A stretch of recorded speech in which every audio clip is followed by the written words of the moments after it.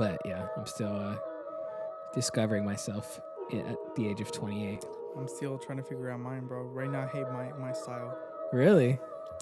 Yeah, I was talking to Josh, and he was like, "What is the season that you like? Damn, like that was horrible." I was like, "Right now, I don't like my season right now. Can't find myself. Really? Yeah, I can't find it. Like in fashion? Yeah. Yeah, I tried kind of 70s, but I don't feel like I fit right now. Yeah. Then I tried to like something else. I'm like, no, I don't feel It's hard right now though, because it's even hard to figure out like, well, what are you dressing up for? You know what I'm That's saying? true. So like, So I think that's why sweats are so in, yeah, because you can do both now. yeah, So that's yeah. why. Vanessa jokes with me because she's like, literally, you're in sweats all day, every day. Yeah. She's like, that's your work outfit now. Yeah. So I purchased some sweats. Yeah, and I'm like, well, what else am I gonna wear? Am I gonna wear jeans? I'm at home. I don't want to wear jeans, you know. So that's a good point though, as far as like athleisure and how that's become like a huge, thing now. But yeah, that's why Drake, I think with Nike has worked pretty well, because of it's very like you can use it at home, but you can go out and wear it. So I think it's very it works both ways. Well, too, also because where he's from, like Toronto, Canada, it's cold over there, so they're used to wearing jackets and sweaters, like warm clothing. So makes sense. Yeah. Well, this is the Soul Tapes podcast. Welcome. My name is Adam Cruz. My name is Antonio Reyes. We are back for another episode. Let's go. I'm probably going to put some of that into this episode. I think that was a really interesting fashion conversation. Yeah.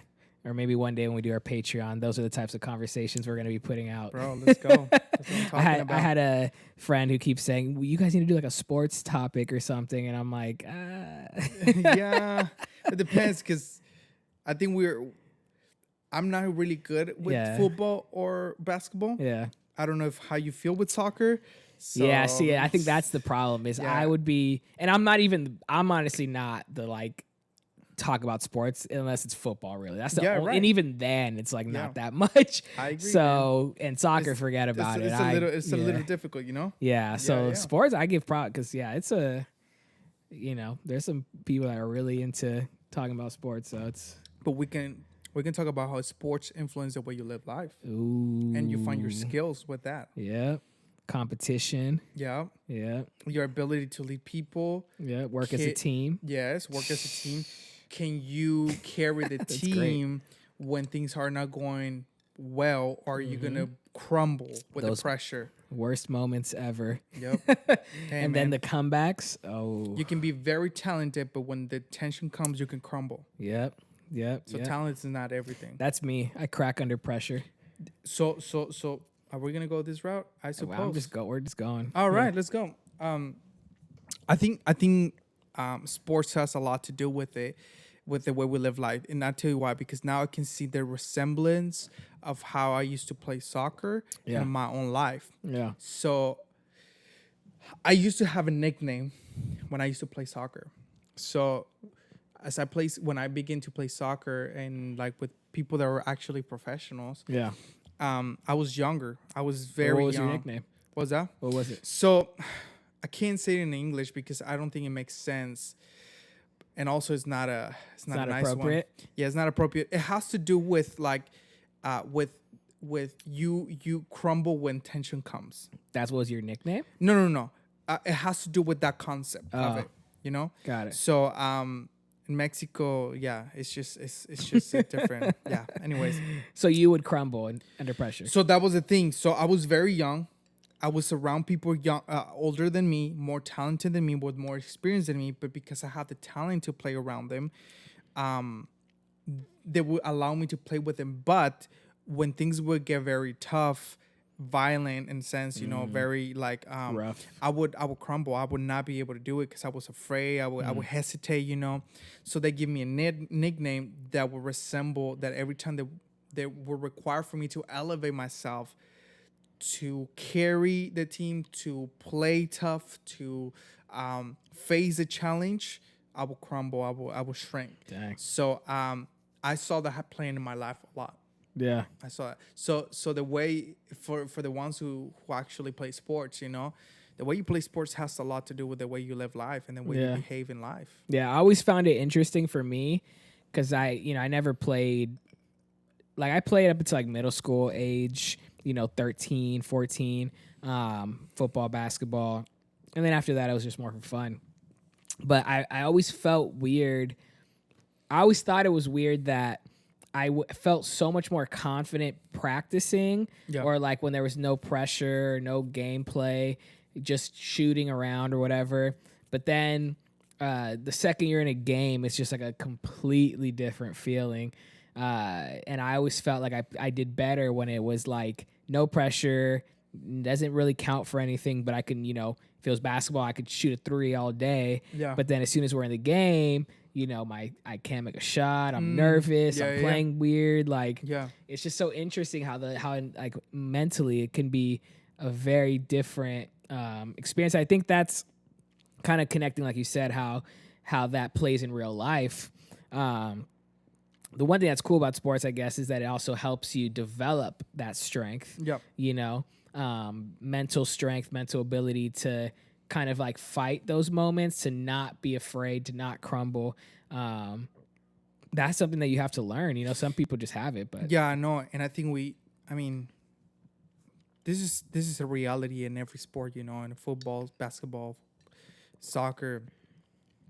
I think that what many times end up happening is that when they scout someone, talent is the one that shines the most. So many times when they scout someone to play in their team, obviously they see the talent and it's like, oh, this kid is talented. Yeah. And they might bring it into the team. They might bring it. It depends also. I'm not quite sure how it works in other sports. But in soccer, many times it has to do with just pure talent. Yeah. You're very talented. And but they don't look at the character of the person. Yeah. Right? They don't look at that. Can he carry the team when things get very rough? Yeah. How did he recuperate when he plays a very bad game? Yeah. Does the next game he plays better, or he is still under the shadow of what he played before? Yeah. Can he be committed to it? So I think that what ended up happening is that has become the spotlight of people. Talent is everything, and we don't look at the character of the person. Yeah. But also is the ones that have character, the ones that shine the most. Yeah. You see Kobe, you see LeBron, you see Cristiano Ronaldo, you see people like them. They have a very different work ethic. Yeah. That goes beyond just the pure talent. And that, for example, I always tell people, for the ones who watch soccer, Yeah. And they always ask me who's the best soccer player, and they always bring Messi and Cristiano Ronaldo. To me, the best player have ever exists. To me, in a personal opinion, his name is Ronaldinho. He played at the early 2000s, but he didn't have the discipline that Cristiano Ronaldo has. Cristiano Ronaldo has 36.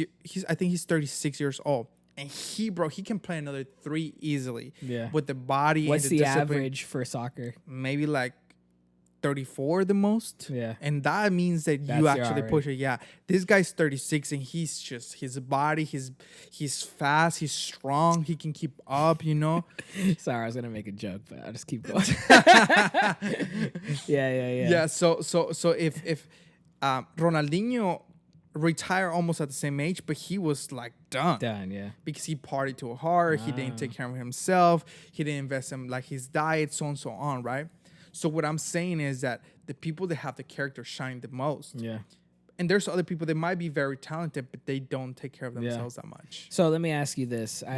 That's just soccer. No, but that plays into the first. Right? When you think of Tom Brady, it's the exact same thing. He's 43, my dude, whatever, and that's I've heard the same thing. Like diet, like 80% veggies that he eats, like that's his diet, like, and just strict on his body, and other quarterbacks too as well, like Russell Wilson, things like that, like but Tom Brady's a great example because of age, like to stay in the game that long. Yes. LeBron is another one, like to they have to invest in. How old is LeBron? 34? Something like that. His hairline makes me think he's older. He's like 40. Yeah, like something like his that. hairline says he's 50, but he's 30 something. I don't know exactly, but I know that he's definitely towards the end of his career, but still playing at a high level. Heck yeah. So a lot of times people think the coach is main focus is usually about investing in a player's skill and making them better in that aspect. Yeah. But how much would you say is maybe not so much about what's like the divide between skill versus how much a coach's role is also developing their mental game? I mean, we can't diminish skill. Skills is very important, right? But I think that I have probably go to different ways, but just to begin with, when I was around 15, 16 years old, I met this guy. He was probably the most influential coach that I ever had that taught me everything that I know. Yeah. And he changed me the way I actually play and what to look for and so many other things, right? But in that same team, I was playing with older people. All of them, they never achieved becoming professionals because they either party too hard. Yeah. They would get drunk every weekend. They were either, they're pregnant their girlfriend and they come back. They miss their city. Yeah. So they had the talent, but they just didn't have the character to sustain it, right? Yeah, or discipline, right? Right, the discipline, of course. So, and the priorities too. Yeah. So this coach came into the picture, and him and the guy who was my physical, he will focus on my physical. He used to be in the army in Mexico, so he was very rough. Oh wow, very rough. He would cuss me out, and I got used to that because he would push me to my limits. Very tough, mentally, he will push you, and the other one would actually push you and your skill, but also would try to help you mentally to become smart and wise in the way you play the game. Yeah.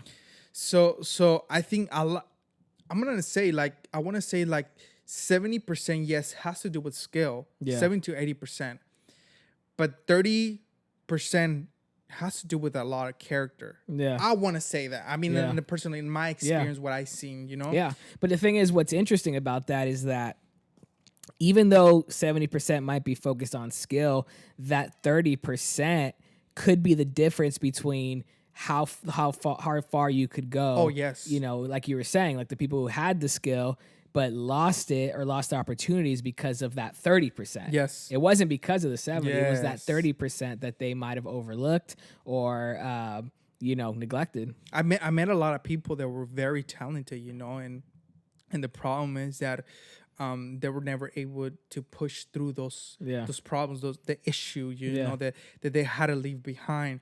And once again, I go back to we praise and applaud talent. Yeah. But we don't push people to shape character, right? Yeah. But also I seen very successful coaches that push your character. Yeah. They shape you. They want to protect you. Yeah. They want to take care of. I was talking to actually the coach that trains me here in I go to work at the gym. Yeah.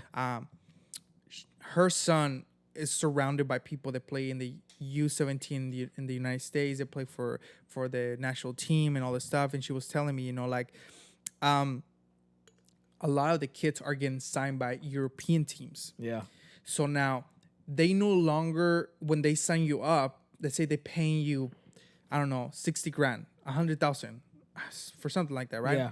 And then you decide to purchase a house that costs you $300,000. Yeah. They no longer allow you to use your money the way you want to. Now you need filters because you're so young. Yeah. And they don't want you to mess up your money. Yeah. Now they put filters and people responsible to help you make those choices. Yeah. So what I'm saying is that now, yes, we're developing. I've seen in teams and sports filters and people that are caring for you. The other part, what it was like a decade ago or a little bit more when you no longer can jump from high school to play sport, right? Yeah. Mm-hmm.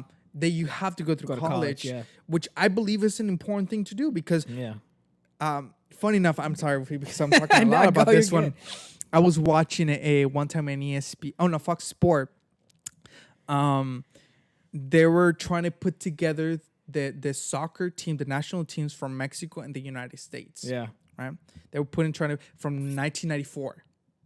They played the World Cup in 1994. So they were trying to put them together years later. Yeah.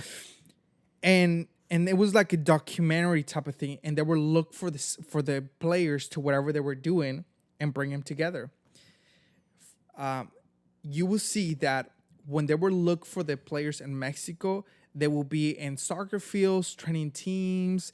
There were coaches. They were soon doing something alongside of that. Yeah. But when they would go with people in the USA, they were in businesses. They were working probably in offices. They were doing something along the lines of that. Yeah. You would see the difference in the value that they put. This was when the United States, some of the people went to college, they got the degree, and now they were working. Yeah. And the ones over here in Mexico, they didn't have that. Yeah. So they just kept playing soccer. That's all they had. Yeah. That's all they had. Yeah. So what I'm saying is that I think we're developing a system that now they're taking care of the person more than before. Yeah. So I think that's valuable. Yeah. Yeah. I think that whole topic and that idea is very important, because I think, I was listening to an interview today of an actor, and it was just a phrase that he kept saying that really stood out to me about, your body listens to the words that you say, that you speak, so when you speak, certain words, your body is receiving that, so that could have an impact on your body. And so it's just, I think your mental game and your mental strength is really, I think we really don't talk about that enough, because I think a lot of times that's where people fall short when it comes to, well, why didn't I get that job? Yeah. Well, why aren't these opportunities available to me in certain degrees and capacities? Is it because of skill and talents? A lot of times it's not. Yep. Especially in today's world, like, even people who aren't going to college, have the ability to find resources online, to read books, and to have access to so much information like we always talk about.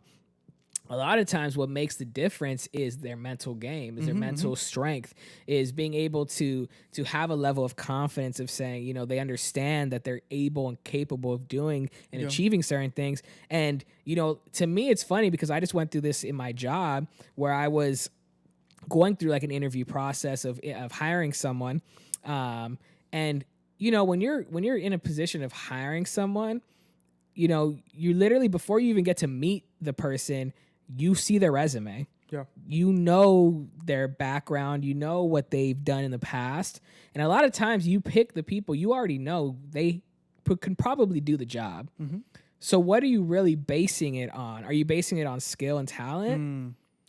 Not really, because now you got 5 people that are clearly can do the job because they show the skills. You ask questions. Okay, yeah, they have examples. So then who do you hire? Yeah. You hire the people that have the mental strength, the character, the all of these other aspects that have nothing really to do with talent. Mm-hmm. They have everything to do with what's up here. Yeah. So I think that's where we really need to focus a lot on that. And we've talked about this before, like emotional, intelligence and things like that. Like those are key factors to, the ability to make the right decisions, to pursue the right opportunities. I agree completely. I think that I was telling you, hopefully we can make a podcast about this. Mm-hmm. I started reading a book called Relational Intelligence, right? How he suggests that relational intelligence is as important as emotional intelligence and cultural intelligence and all those things, because is from relationships that you get your greatest pain and your greatest joy. Yeah. Right. And so I do believe that is very important, because it's skill. You can learn some skill. Yeah. You might be able to shape it, but emotional intelligence and relational intelligence and learn how to deal and take decisions and be wise, and that's only you can shape that and you can grow and expand. There's no limits to it. Mm-hmm. So I think I do agree. Like I think that you can see that, even when I don't no longer play soccer because I feel like I get frustrated with myself. Man, it's horrible. But I can see when I'm playing in the field, I can see the selfishness of people. Yeah. People not want to take responsibility. People blaming other people. Yeah. You can see all that playing Yeah. into it. It's like, Dan, I can see how that plays out in their life. Yeah. If they show it here, I can see how that plays Yeah. outside. And I think that it's just a resemble. I think that playing the sport and playing the game puts you in a place where your soul and your heart comes to surface, Yeah. and your strength, your mental strength, your physical strength. Yeah. So I do feel like that's very important. Yeah, well, I think especially like as men, we're pretty good at like keeping our guard up with our emotions, right? Yeah. So playing sports to me it's always interesting to watch specifically men play sports Yeah. because of that reason, because we get so into the game and into the moment. That's when you start to see those reactions. You start to see, what triggers you. You start to see, like you said, like those frustrations, those moments where you're losing, and how do you handle that? How do you handle disappointment? Me and my wife are watching a show, Survivor, on Hulu, Netflix, whatever. And one of the guys was making a comment of how much he's like a sore loser and he hates losing. And it's just funny because you can see like people, in those moments where they're in a game and they're frustrated and they're, all of these things start to come out of surface where you might see them on an average day and they're just chill, they're the coolest person in the world. But then you put them in that environment and you start to see them unravel in a different way. That's so funny. That's true. I think that, you can see someone's character, as they play sports. And once again, I had people around me that would sustain the team. I don't think I was never that person. I don't think I think once again, I think I crumble under pressure in that time. I think I learned so much more now that I'm like developed many other aspects of my life, but I was very insecure. Yeah. But I remember playing like, I remember one of the most important games. We played a national tournament in Mexico, and I was like 16, 17, and we got to the final, and we were the favorites, but our best player got hurt. And because of our best player got hurt, even though we had great players, we had amazing people, because our best player got hurt, we lost. And I'll say that if it would have been in the field, it would probably be different. Yeah. Because he will carry the team and he will carry, the struggle, and he will fight with us and so much more. But so once again, like what I'm trying to say is like, the way you play sports, many times it resembles the type of person that you are. And once again, and skill is not everything. Like you say, you can, that's 70%, 80% of your 70% of your skill, can collapse if you don't have the other 30% of your ability, and I mean the character shaping and the mental strength, the emotional strength to manage that. So yeah. And I think that's kind of like my last thought as far as for those that are maybe in a season where they feel like, because I know what it's like, to get frustrated where you feel like you have the talent. You have the skill, the ability, but things aren't going your way still. Yep.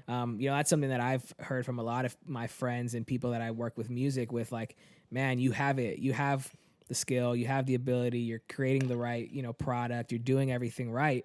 So it's like, then you get to that question, well, then what's missing? You know what I mean? I'm with you.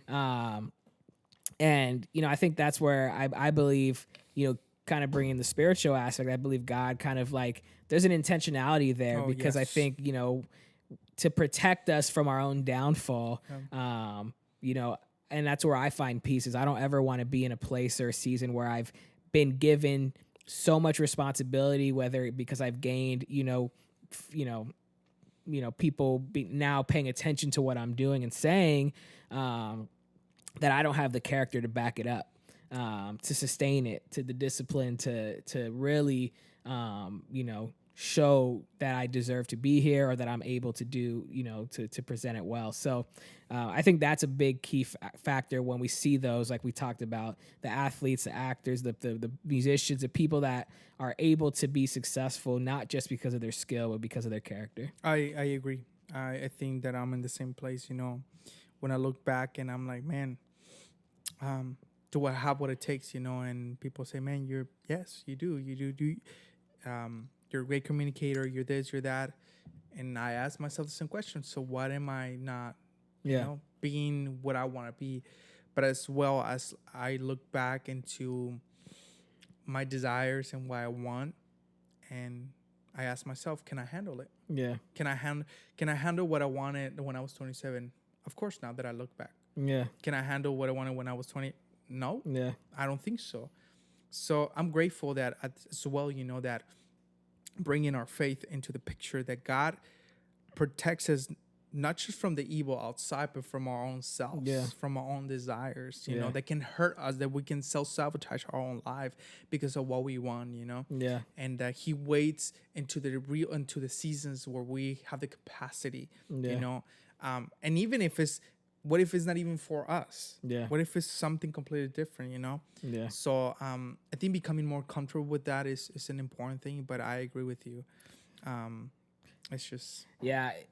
Sorry, no, I said last. No, thought, go but for it. Go for it. Well, just because I thought it was interesting. I was listening to Erwin McManus, you know, talk in this podcast, and he made a comment how he was doing something new, and he's like, "Oh, like I wouldn't have been able to have these conversations in my 30s," and he's talking about he's 60 now. Yeah, wow. And in my head, I'm like, "Dang, Dang." like you're saying in your 30s."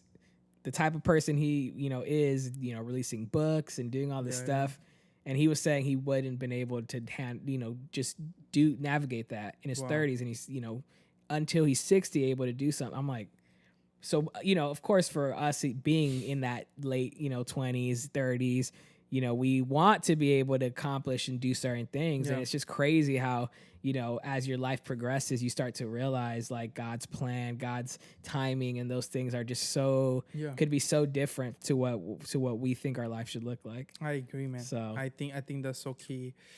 I mean, we just have to ask ourselves the question, you know, do we want it right now and just crumble, and we go through pain and struggles, and you know, it can hurt us for the rest of our lives, or do we just wait until God says you're ready? Go for it. You know, you can sustain it. You have the thick skin, the humble heart to deal with this kind of stuff. So, yeah, man. I love it. Yep. I love it, man. That was different. So for those that have been begging for a sports episode, right. There you go. We just went at it. This literally wins. But we had a whole nother topic, and we just went at it with the sports. Yep, that was this impulsive conversation. So if you pull you out of your comfort zone. Yeah, exactly. I mean, hey, you know what? I felt it too. It was flowing. It's all good. So you know, support it, like it, comment, share it. Yep. This is the Soul Tapes podcast. We'll see you guys next time. We out. I've been so content, it's a gift, what's the deal? Pay my rent on the first, it's a curse, why you chill? I repent, I keep hoping that my focus catch a wave right by the ocean. I was chosen as a kid, you always sorta kinda notice